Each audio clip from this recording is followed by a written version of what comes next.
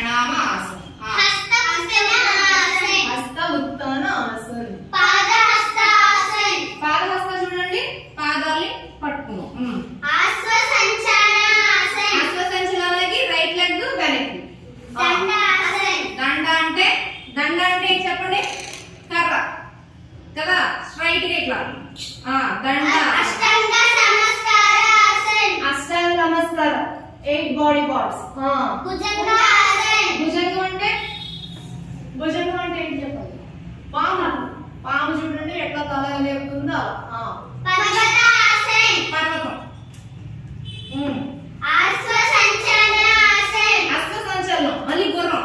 అంటే right leg ముందుకు తీసుకొస్తున్నాం